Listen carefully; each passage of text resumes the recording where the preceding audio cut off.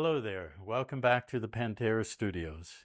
Today it's my pleasure to introduce you to our updated presentation of the document entitled Overview of the World System of Bondage and Separation from Life. That document has been on our gemstoneuniversity.org website for quite a number of years. It was written probably 8 or 9 years ago, and we have presented it for the world to read ever since then on the Gemstone University site.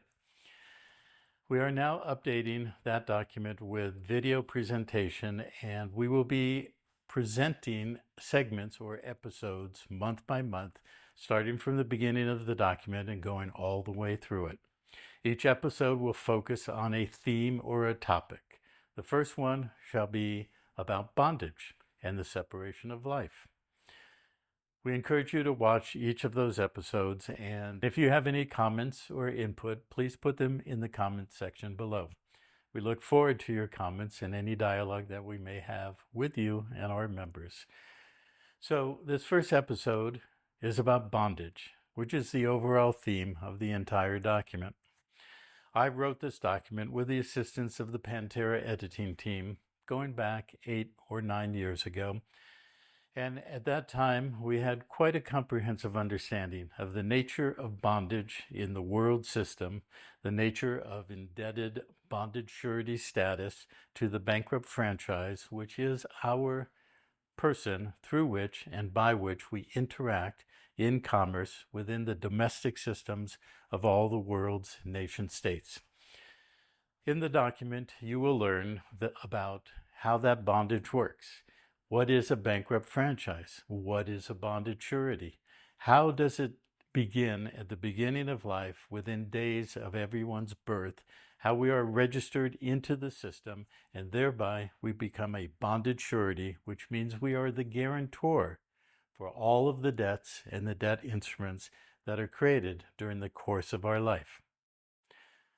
Fundamentally, this is our separation from life, because for as long as we are attached in that way, as a bondage surety, we do not actually have full access to our true and authentic self, our life force by which we as creators are creating our reality, and together we are creating the consensus reality in this world. As I have said many times over the years, we are actually biocrystalline virtual reality projecting units. What does that mean? It means we are biological systems. We have crystalline structures within that body, within the cells, within the DNA, within our blood and our bones. And these are as if they are resonant transceivers. And we, as a complete organism, we transmit and we create reality. Now, just like a movie projector, we have a narrative running through our projector. Together with all the billions of people in this world, we have been projecting a system of bondage and something that separates us from our true relationship with life and our own life force. So this is the fundamental theme of this document, the overview of the world system. This is essentially the fundamental theme of our work in Freedom Absolute and the GEM University and in Pantera Vita. For many of you, this is basic information. A lot of you have studied this material, whether with us or with many other sources and resources on the internet and in other written materials. But what we are doing here in Freedom Absolute that I wish to emphasize is we are building the foundations. We're doing so for our current members and for the new members we wish to attract to come in to begin to study with us. So Freedom Absolute, and specifically now this series that we will be presenting with the overview document, is about laying the foundation stones upon which all of the knowledge and the resources and the gained experience through the processes that we engage with will be built on solid foundations. One of those foundations is the concept of private and public. We have an article that is accompanying this first episode this month about the private and public. We also have an article that will be accompanying this episode about the nature of indenture. What is an indenture? Well, basically, an indenture is a contract. Normally, an indenture refers to a type of trust. There are many types of trust, but the most well-known is what's called a grantor trust. A grantor is also known as a settlor or a trustor. He or she has some form of property, something of value that he or she is going to put into the body of the trust, known as the corpus. It's a grant and a release of title of that property. So the grantor creates a trust as also a trustor. As a trustor, he or she names the trustee. The trustee will hold half of the title to that property. That's the nature of a trust. A trust is what's known as a split title relationship or a split title contract. So the trustee holds legal title and has legal title to the property, the assets, or whatever is in the corpus or the body of the trust. That is begun with the grant of that initial property by a trustor who names the trustee. The trustor / grantor is also known as a settlor. Those are interchangeable terms: grantor, settlor, trustor. So when the trustor creates the document that we know as a trust document, he or she is essentially binding the property with legal title to the control of the trustee for the benefit of another party. That other party is known as the beneficiary. So that's the split title. The trustor and the trustee the trustor grants legal title to the trustee and names the beneficial rights and equitable interests that are vested in the beneficiary. The key is the beneficiary does not own the trust or the trust property. The trustee has legal title, and he or she or they can do what they see best for the trust in the interest of the beneficiary, and are confined to the nature and the detail written in the document, the original trust document. That creates what is called an indenture. And an indenture is basically binding on the trustee, again, for the benefit of the beneficiary. So where did this start as far as the nature of bondage? Essentially, bondage in the respect to when we were little babies, newborn infants, and our mother, generally mothers in many nations, in the UK it's the father, but they register the birth, and that registration essentially creates an indentured trust. So where does the trustee or the legal title go with that respect? In that respect, it goes to the trustees, and by default, those trustees become the state, the corporate state that we know as nation states, and all of its subdivisions. In the United States, that would be state of California, Nevada, Washington, etc.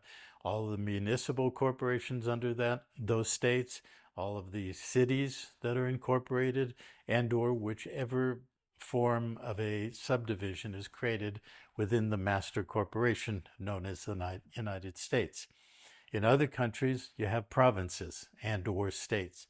But all those nation states became corporations under the master bankrupt corporation known as the United States. So worldwide, the entire system, both the political and the legal and the monetary, was structured under a pyramid hierarchy where the United States, as a master bankrupt nation state corporation, held all of the nation states and all the corporate subdivisions. And within that, the bondage occurs where the central bank of every nation state would issue debt instruments that we call currency: Federal Reserve notes, US dollars, Mexican pesos, Canadian dollars, and so forth. And that central bank, in its relationship to the nation state and all of its people, persons, and property, all created essentially individual indentured binding or bonded trusts against each living being who became the guarantor of all the debt that would ever be created in the name of that individual. But that name is not the individual. That name is a franchise. We're familiar with the fact, most of you, that that name is put on the birth certificate. It creates a franchise, and we are allowed by license to operate in the public system through that franchise as an authorized signature to sign on documents, whether those are applications for credit, applications for a consumer loan, a mortgage, or signing something to enter into a medical service. All the things we've ever put our signature to created a bond, created a public instrument, and created a obligation or a charge or a debt against us to perform on that debt from the beginning of our birth until our death. That is what we mean by indentured servitude and bonded surety and bondage within the public system or the world system. So you will learn about that in the overview, and that is our first episode, and we will continue to have episodes month after month until we finish going through the entire overview. Now, as I mentioned earlier, that document was written about between 8 and 10 years ago. It was based on the knowledge and the experience that I myself and with others had accrued over the previous 20 to 30 years. Since that time, we have not updated that document. We've been busy building all of the private classes and courses and so forth that we've had in GEM University, and now we have on the GEM.University website. Our intention is that we're going to upgrade the document itself. There's a lot of material, a lot of experiential knowledge that we've gained in the last 10 years. But having been busy all this time building everything else, we haven't focused on the overview document. Now, as we're doing these video presentations and the adjunct or ancillary articles that will go with it, and occasionally a video by me or others to explain things, we are going to be working on the overview document to be published as a book sometime later this year, and we'll keep you posted on that. It will have a lot of updated, more refined detail and more expanded content. So thank you for joining me today. Enjoy the first episode, and please keep checking in for the successive monthly episodes. Please like and subscribe, and tell your friends and your family, your co-workers, or anybody you meet on the street who might be interested in our work. We look forward to seeing you and wish you a great day. Bye-bye. Part 1. The Nature of Bondage.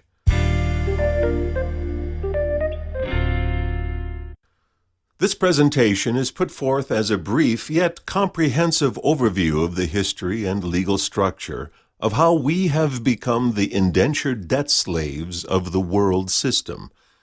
It will also integrate broader concepts of an esoteric and multidimensional nature that infuses the world system, unknown to most, as it follows the esoteric maxim of hidden in plain sight. The word indenture means to attach something of value to a contract, whereby the attached value becomes the bonded surety for the performance of the contract. We have all heard the term indentured servant. This refers to a man or woman who voluntarily attaches his labor and life to a contract to serve for a period of time in return for some form of consideration as reciprocal value. The contract forms a trust. The life and labor are the initial corpus of the trust, and the party providing the immediate value in exchange for the future labor is the trustee, and holds the value within the trust for a named or potential future beneficiary. An example is when a man wished to come to America in the 18th century, and during that time it was gender-specific to men only, and would agree to be an indentured servant to pay for his passage to the New World because he did not have money to pay for the passage. So instead, he exchanged the value of his future labor for the value of the passage on the ship. The contract of this agreement is an indentured grantor trust. The man is the grantor, and he places his future labor into trust as the initial value and property to be held in trust. This creates an indenture. The interest or future labor thus held can be sold as a means for the ship captain to be paid upon delivery of the man to the American shores, and that end user is the beneficiary. A plantation owner or other principal buys the contract. The captain is paid, and the new owner now has an indentured servant that will work for him until the terms of the arrangement are fulfilled.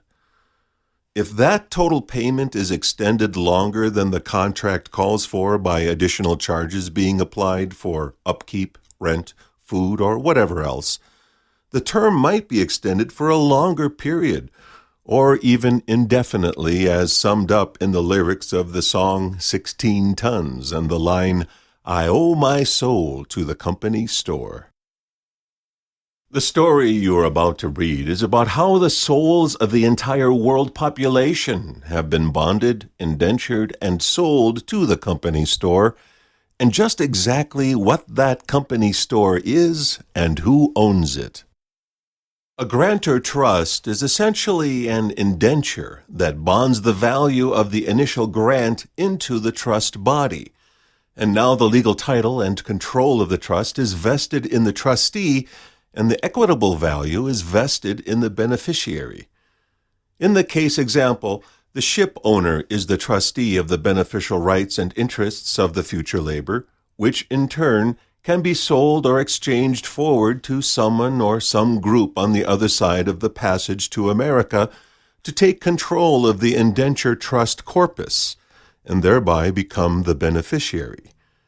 That person or group is also, in effect, the beneficiary, and when the trusteeship and beneficiary are vested in the same person, the trust collapses due to a merger of title. Now, the plantation owner holds full title to the future labor of the indentured servant. In this manner, when the man wishing passage enters into this agreement, his future labor is hypothecated in a form of monetization. The trust agreement becomes a negotiable instrument that can be bartered, traded, or sold to another party upon arrival in America. This is the basis for the bonded indenture relationship that almost all humans are held within with respect to their government and central bank in a network of corporations across the world in the guise of nations. Such a relationship is voluntary and yet cannot be broken unless and until the obligations attached to the indentured trust servant are settled and extinguished. Therein lies the rub. The pledged value exists in the future, but the bonding is established in the present, and if the future settlement is never achieved, the bonding/bondage endures from birth until death. The function of creating any kind of trust creates a split title, as there are two titles in a trust, the legal title held by the trustee and the equitable title held by the beneficiary. This point of a split title trust is important to understand because when we speak of our current status and attachment to the public debt system, we are speaking of grantor trusts and indenturing of future value. An additional point within the definition and function of an indenture is that it creates a form of bonding of value, and bonding means a secured interest in that asset or value which is attached to the debt or obligation. When we speak of secured interest, we are also including the context of a guarantor of the debt, stated as a bonded surety. Such a trust has been created for almost every human being in this world, and this function is hardwired into the standardized process that meets and greets a newborn baby anywhere on the planet. The primary focal point for such a creation of bonded surety status ensues from the mother, unbeknownst to her, who dutifully follows the narrow pathway provided for her as she is cuddling and enjoying her newborn son or daughter. To be free of that bondage, we must collapse the grantor trust created by our mother that she established as the original grantor. These points will be key components of our discussions in this document.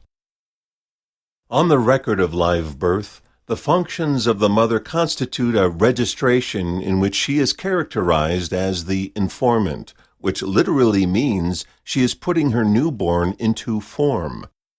As the newborn grows into adulthood, he or she will thenceforth have to place data into the myriad of forms in the public domain to get anything and everything desired and required for life. The trust created splits the title and attaches the baby to the trust as an indentured servant, with the hypothecation of all future labor, value, and wealth against the future performance of the indentured servant. This creates a public person, and all actions we take in the public are structured so as to maintain the public persona as a debtor facility.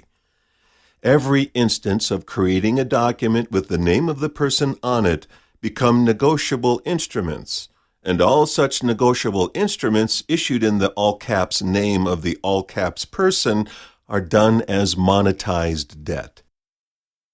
Our future value is monetized via the public persona, known in legalese as an all-caps person, in the name of which all public commercial paper and negotiable instruments are created, monetized as debt, and circulated in the public as currency.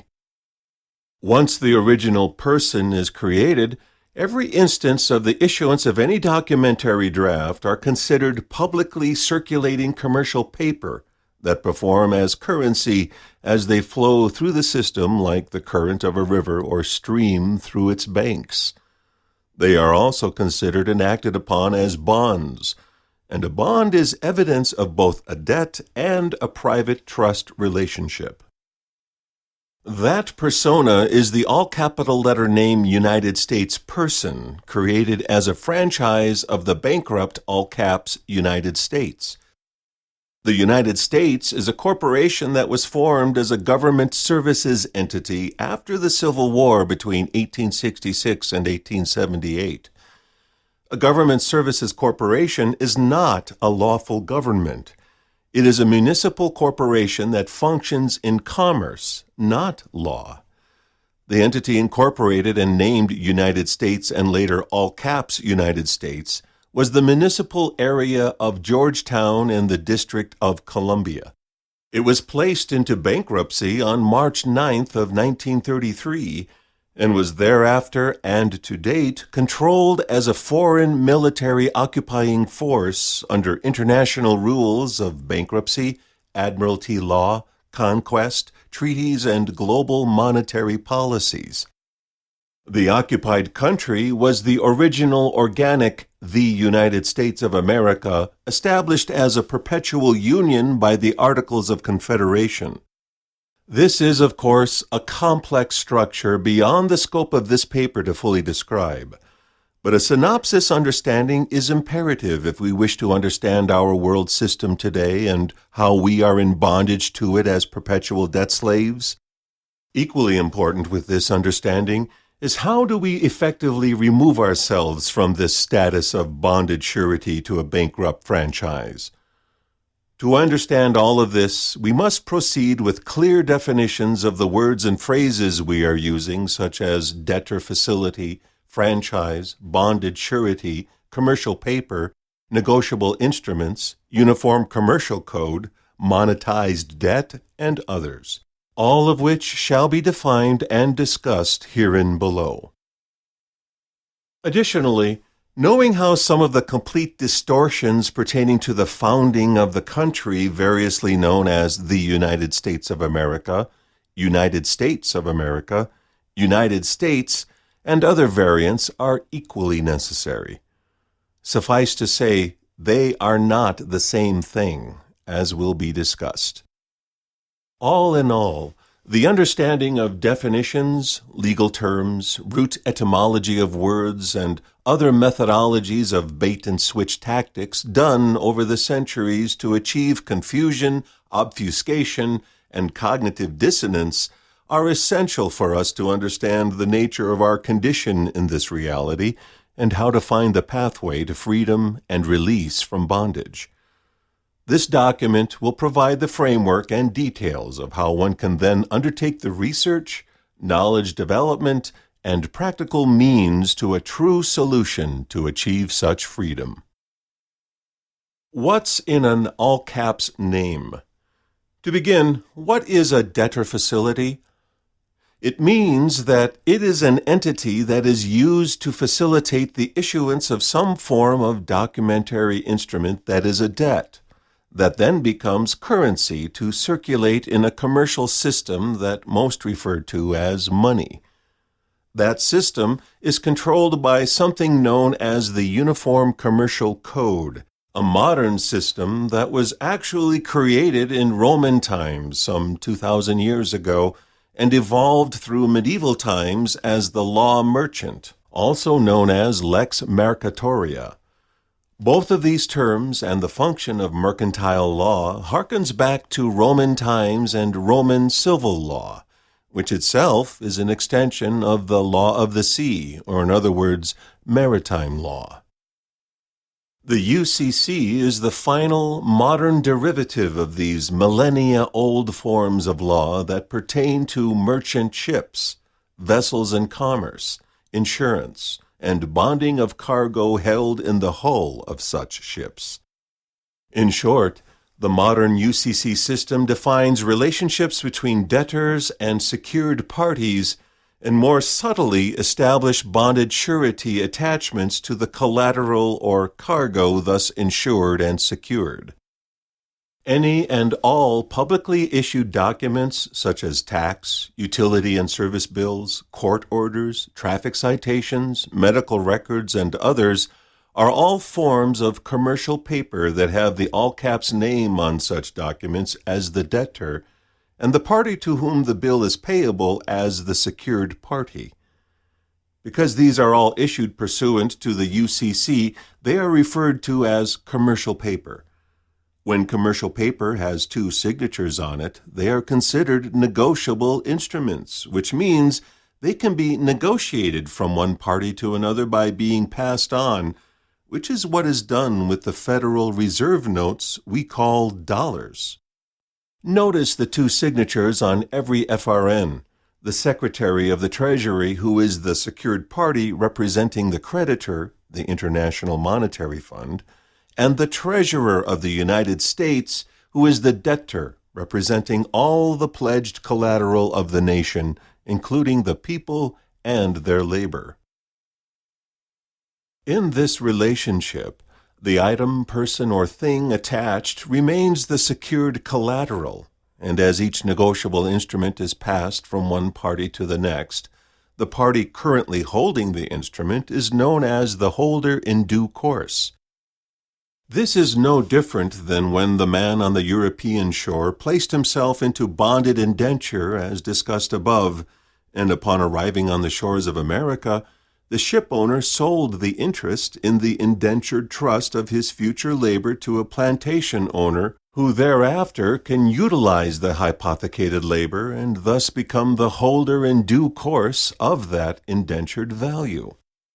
Thus, every U.S. citizen is designated as an all-caps person via the franchise with the all-caps name. In aggregate, they are bonded as collateral against the debt issued as commercial paper, negotiable instruments, and monetized debts, Federal Reserve notes, in the all-caps name of the franchise. The same is true in every nation in the world that has a central bank as a bank of issue, a bank that holds the exclusive power to issue money. Thus, when we are born and the original trust indenture is established, the all-caps person as the all-caps name becomes the primary nexus by which we are attached to perpetual debt from birth until death. Our status, by virtue of that attachment, is a bonded surety to a bankrupt franchise, an indentured servant by our own voluntary acts. That sounds complicated, but it is actually very simple and something we do every single day all day long. Every time a piece of paper is issued with the all-capital name, or upper-lowercase, which is just a variation of the same linguistic trick, as the named obligated party, we are using the facility of this entity to create monetized debt with said name as the debtor. This means it is the debtor facility. Still sounds complicated, right? It will become clearer as one proceeds through this presentation. But all should be advised to truly integrate this material takes time, diligence, and a commitment to release old belief systems and programmed limitations within our personal reality. This will be discussed further below, but it is important to note that this is the case. And any reactions one has to this information, whether anger, resistance, reaction, disbelief, cognitive dissonance, and other variations thereof, indicate coming up against programmed structures within us. Next, we ask the question, what is monetized debt? Monetized debt is created when the United States Treasury takes the aggregate total of its collateralized franchise and corporate subdivisions and issues bonds against the hypothecated value of the future work potential of the population so indentured. It then sells the bonds to the Federal Reserve, which in turn issues Federal Reserve notes that circulate as money. This is the function of monetizing debt and converting it into money. Everything that is issued in the debtor name, such as utility bills, traffic citation, court cases and judgments, tax bills, and medical records, are in fact forms of debt that will become part of the hypothecated value that is monetized so that they create currency as money. These forms of debt are bonds, and all bonds are evidence of debt and bondage. In bonded debt, there has to be a debtor as well as the entity, individual, or institution that provides a security or guarantee that the debt will be paid, known as a surety. Thus, we are the bonded sureties. As living beings, we are in fact the surety for all monetized debt issued in the name that appears to be our actual name, but is in fact a linguistic trick that converts a normal name into a franchise of a larger entity. That larger entity is the bankrupt United States. Thus the name, which is spelled as our name but is in fact not the same, is a bankrupt franchise, and we are the bonded surety to all the debt, seen and unseen, that is attached to that name. These names are called franchises because they are facilities by which we can use this system and participate in the field of commerce, so that we can eat and travel and purchase goods and pay our rent. The franchise is also considered a commercial vessel, indicated if we review something called the Government Style Manual, issued about every 10 years by the U.S. Government Printing Office, wherein it defines any name written in capital letters as a United States ship. But more insidiously, for every public instrument issued, there are in fact hidden bonds attached to the instrument that are never seen by the public. For example, when a court case is opened with the name as either plaintiff or defendant or indicted party, numerous bonds are issued that remain even after the court case is settled. In criminal cases, if the indicted party is convicted, a penal sum bond is issued to bond the surety while he or she is incarcerated. These bonds can last up to 30 years and are traded over and over again long after the prison term or parole or probation is served, and even after death. A bonded surety to the franchise is the purest form of bondage. How do we know the name is a franchise? The easiest and most self-evident way to know is to consider that the taxing authority for individuals in California is called the Franchise Tax Board. thus indicating that personal income tax in the state of California is really a franchise use tax. The difference in our case is that there is no determined time for the settlement of the debt, and as long as there are open accounts and bonds attached to the name for which we have volunteered to be the surety, we remain in bondage and servitude. More importantly, what we see in the public in terms of debt, money, and currency is only the tip of the iceberg. More insidious to this is the fact that for every unit of monetized debt as $1, there can be as much as 10 to 100 times more hidden bonds attached to each commercial instrument issued in the name. Such things as driver licenses, marriage certificates, deeds of trust, mortgages, birth certificates, and every form of registration have these forms of hidden bonds that are multiplied, traded, increased through mirroring in the creation of derivative instruments, and much more.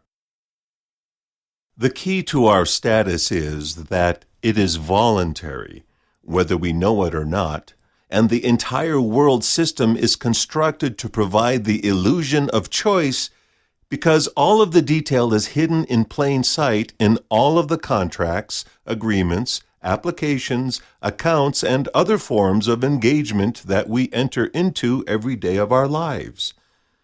This is perpetual bondage within the illusion of freedom from cradle to grave. The conversion of a proper name in the English language to an entirely different entity altogether as the name is known within and derived from something called the Justinian deception. A definition of history. History is the record of a progressive storyline undertaken to establish a globalized system of law in order to therefrom derive a system called money for the singular purpose of establishing an artificial reality construct of ownership of the world's people and resources, so the people thus owned and controlled would be managed and directed for the purpose of extracting the world's resources to build a global prison into which the people are maintained in a perpetual system of cultivation and harvesting, along with another system called religion that was created in order to perfect belief systems so that the people would voluntarily bind themselves to the reality system and thereby accept the entire construction as justification for their existence being placed into their own self-created bondage and enslavement system with little resistance, rebellion, or objection. Let's reread the description of history using the underlined portion as one sentence. History is a progressive storyline for the singular purpose of establishing an artificial reality construct of ownership, so the people thus owned and controlled are maintained in a perpetual system of cultivation and harvesting with another system called religion, so that the people would voluntarily bind themselves into their own self-created bondage and enslavement system. In short, in fulfillment of the above definition, world history is the story of how all the people in the world have been placed into bonded servitude, which has been established as individual indentured trusts that bond their future labor to underwrite the perpetual monetized debt system. In order for us to understand how this works within the world system, we must first set the foundation by understanding some basics about the primary systems of law and money. Most of the world's people have little, if any, clue as to what these systems really are and how they have been designed to be the code of the matrix over the millennial process of history leading to today's world system. Law and money are the flip sides of the same coin known as history. Today's codified legal system is a hybrid system derived from origins in law. These origins include two primary areas of focus known as law and equity, but as well are interwoven with many other law forms and jurisdictions, civil, maritime, admiralty, commercial, and even kingdom and ecclesiastical. Law has to do with agreements, contracts, and the settlement of disputes, reparations for injuries, and penalties for criminal offenses. Equity focuses on issues pertaining to beneficial interests in trusts and estates. It also includes expanded issues in law that had to do with relative equitable interests from contractual agreements.